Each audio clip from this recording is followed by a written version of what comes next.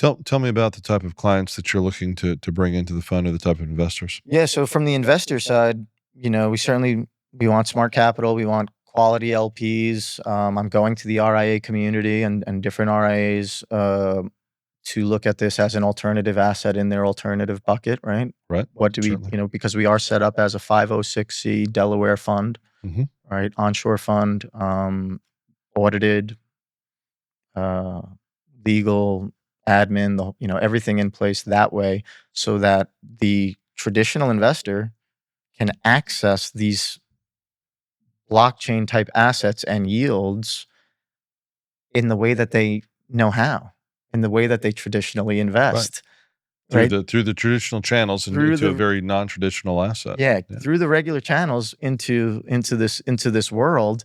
So for the we think we're solving a big problem for investors who want to get in this asset class.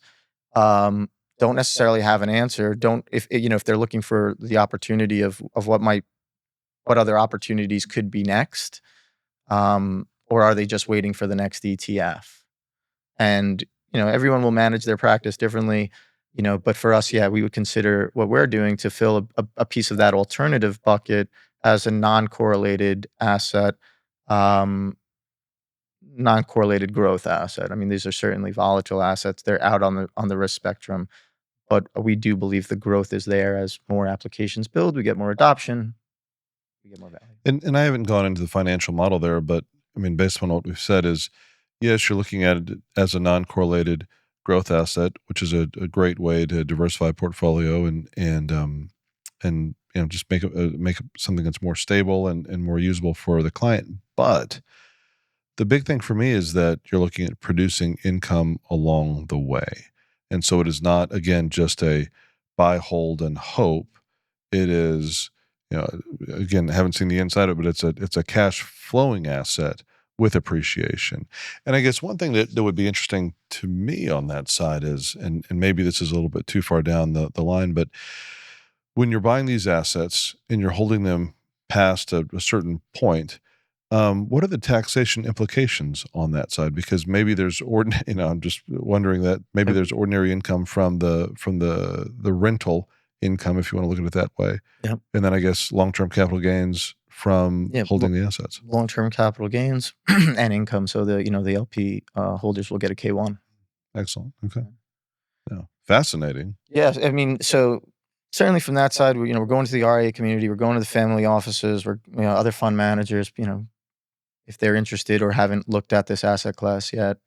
And then on the application side, the people who will rent to, ideally, enterprise quality applications that are being used for enterprise use cases. Excellent. So you're raising through the summer, Yep. and it's a closed-end fund.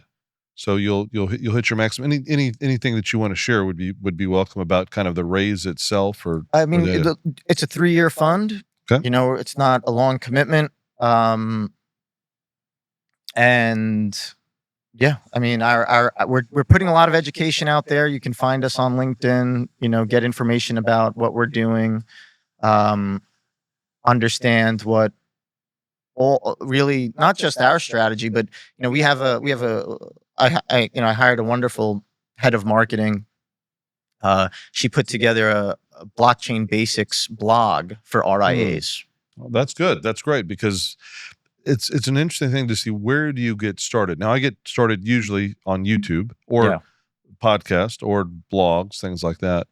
But I think taking someone through the journey who, if they've come up in traditional investments, and if they've stayed away from cryptocurrencies or other blockchain applications, they really don't know very much about it. So yeah, so tell me a little bit more about what you guys are doing to educate.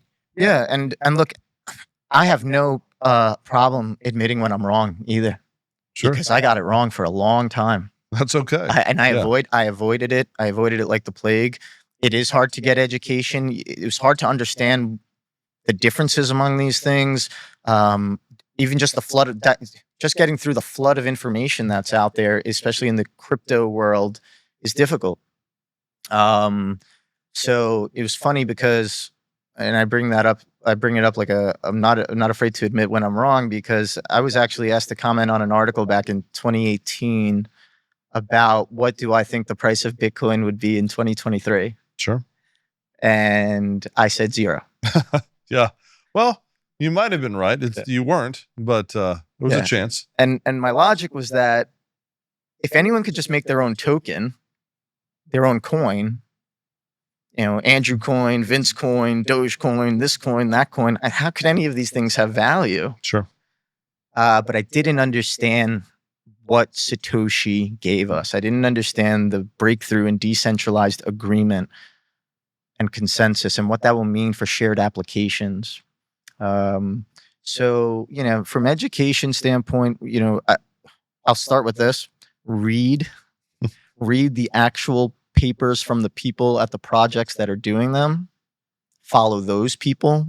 Follow their commentary. Follow if they're executing what they've said they're executing. Right, as opposed to just kind of taking others' commentary on that. You have to be at the source these days because there's such a flood of bad information. Well, it seems like a lot of noise, and it seems like these things may be easy to dismiss. They may be easy to dismiss because they're complex ideas that people have to get their heads around. Yeah, and when people can't get their heads around it, it's like, no, next I'll go to something that I understand. And that's what impassioned me to do this so much because,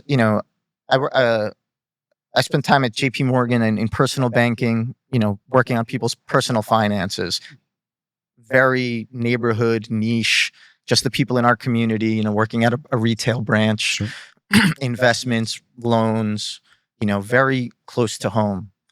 I've worked selling municipal bonds to financial advisors and understanding these advisors, they're really relying on us to make sure that these portfolios are of good quality because their clients are relying on this income in retirement. That's right. Right. So, and then, I've worked in multi-asset class management where we were advising advisors on the whole portfolio. And so now this advisor is trusting us to effectively be the investment arm of their business. We have to stand behind what we're giving them. Yeah. So, educating advisors and working with advisors has been very important to me. It's been my whole career because I understand at the end, there's someone's real, mom and pop's money. It is. So when I looked at the blockchain and crypto world and see all this confusion, it just called me to say, go understand this and take some of this education back to the community that and ideally, hopefully we offer a product that will be well received by them as well.